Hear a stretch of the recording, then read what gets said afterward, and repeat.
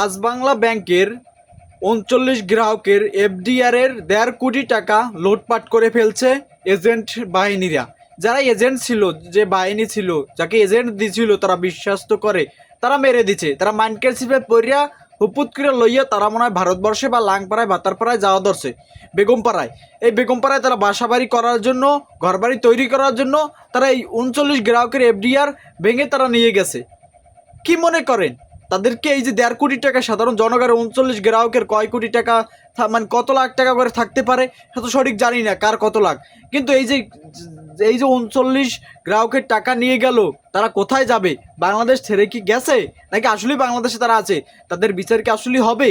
আমরা আমানত রাখতে আছি ব্যাংকে, সেই আমানত এফডিআর সেটা তারা চুরি করতে আছে। মানে এটা কিভাবে সম্ভব? তাদের কাছে আমরা গচ্ছিত রাখছি, তাদের কাছে জমা রাখছি, তারা যদি খেয়ে দেয় তাহলে আমরা কিভাবে বিশ্বস্ত ব্যাংক করব? এই যে ডাচ বাংলা ব্যাংকগুলো যে তারা এই কারবার করতেছে, এই যে সুন্দর করে একটা নিউজ হয়েছে, এই ঢাকা পোস্টে নিউজ হয়েছে, আপনি চাইলেই দেখতে পারেন। তাদের শিরোনাম হলো ৩৯ গ্রাহকের এফডিআর ১.৫ কোটি টাকা লুটপাট, এই শিরোনাম। আপনি চাইলে সার্চ দিয়ে খুঁজে দেখতে পারেন। তবে নিউজে পড়ে যায়, বিস্তারিত পড়ে যায়। কথা হয়ে গেল আমার কথা, আপনার কথা, আমজনতার কথা। কিন্তু এই যে ৩৯ গ্রাহকের প্রায় ১.৫ কোটি টাকা নিয়ে গেছে, লোটপাট করে গেছে ১.৫ কোটি টাকা, কিন্তু আসলে সত্যি কি তারা ১.৫ কোটি টাকা ফিরে পাবে? আবার এই যে লোটপাট করছে তারা আসলেই কি ওই যে বেগমপাড়ায় বাড়ি উঠাবে? তারা কি বাংলাদেশে আসলেই কি বসবাস এখনো করতে আছে? তাদেরকে খুঁজে বের করে আমাদের টাকা কি, সাধারণ জনগণের টাকা তারা কি ফিরে পাবে?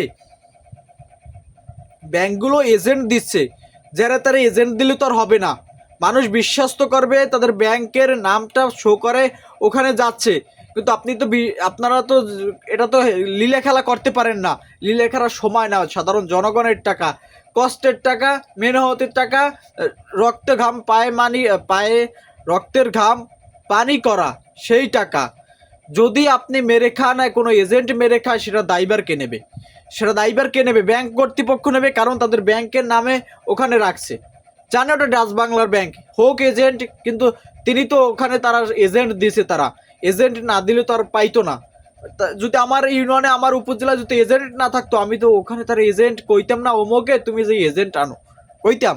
তো আমার টাকাগুলো যে মেরে দিল, আমরা কি ফিরে পাবো? ৩৯ গ্রাহকের প্রায় ১.৫ কোটি টাকা এই যে লোটপাট করতে আছে, এখনও এইগুলো চলতে আছে। এখনও এগুলো চলে কিভাবে? মানে যে খালি করছে, এদেরকে বিচার খুব শীঘ্রই হওয়া উচিত। কারণ মানুষের টাকা এই স্বৈরাচারে যেভাবেই করুক না কেন, যাই করুক না কেন, ওদের বিচার খুব শীঘ্রই করা উচিত। কারণ ওরা যেভাবে সিন্ডিকেট করতে আছে, ওরা ধরেন এই যে যারা লুটপাট করতে আছে, ওরা বিভিন্ন জায়গায় বিভিন্ন স্থানে লুটপাট করে। শুধু এই ব্যাংকগুলো না, ওদের আরও কোনো লিঙ্ক আছে, ওরা সেখানেও লুটপাট করে। কারণ ওরা যখন ৩৯ গ্রাহকের ৩৯টা পরিবারের টাকা মেরে খাইতে পারছে, তাহলে ওরা সাধারণ বাংলাদেশের সব জনগণের টাকা মারতে পারবে না, লুটপাট করতে পারবে না, এটা কি গ্যারান্টি আছে? যাই হোক, এখন আমাদের কথা হয়ে গেল, আমাদের টাকা আমরা খুব শীঘ্রই ফেরত চাই। আর এখন দেখি বিস্তারিত কোথায় কোথায় ঘটলো। প্রতারণার ও জালিয়াতির মাধ্যমে অবৈধ প্রায় ৩৯ গ্রাহকের মোট ১,৫৩,৫০,০০০ টাকা আত্মসাতের অভিযোগ। ডাচ বাংলা ব্যাংকের এজেন্ট সহ ৫ জনের বিরুদ্ধে মামলা দায়ের করা হয়েছে দুদক দমন কমিশনার। বৃহস্পতিবার ১২ই সেপ্টেম্বর দুদক রংপুর জেলায় কার্যালয় সংস্থাটি ও উপপরিচালক মোহাম্মদ মোস্তাফিজুর রহমান বাদী হয়ে মামলাটি দায়ের করেন। তাই ভালো, খুব সুন্দর কথা, তারা বাদী হয়ে মামলা করেছে। সংস্থাটির একটি সূত্রে বিষয়টি নিশ্চিত করেন। মামলাটি আসামি হলেন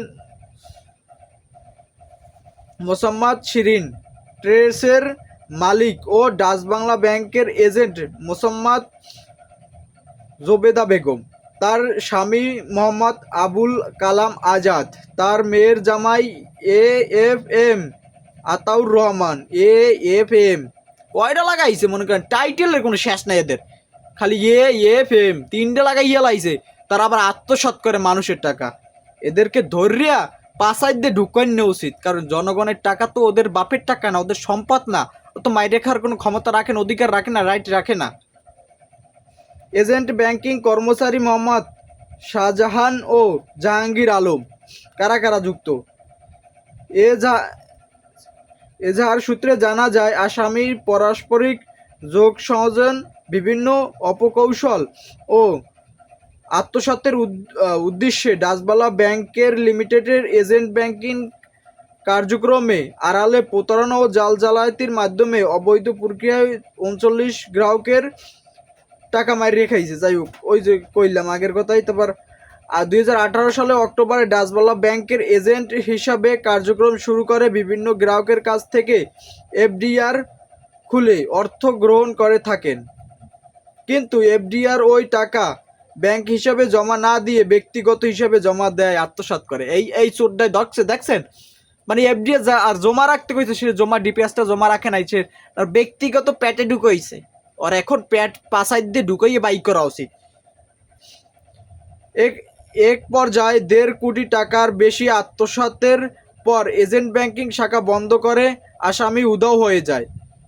2019 সালে সেপ্টেম্বর থেকে 2023 সালে এপ্রিল পর্যন্ত তারা 39 গ্রাহকের প্রায় 1.5 কোটি টাকা আত্মসাতের করেন। কিন্তু ওর কথাই গেল, ওদের পাঁচ হাত দিয়ে গরম দিন মানে যাই করেন, ওর টাকাটাও ও কি জন্যে এত সাল পর্যন্ত ব্যবসা করিয়া বাণিজ্য করিয়া তারপর গ্রাহক আনিয়া তারপর 2023 সালে বন্ধ করে দিল। এদের খুব শীঘ্রই ধরা উচিত, এদের খুব বিচার করা উচিত, এখন বিচারের সময়।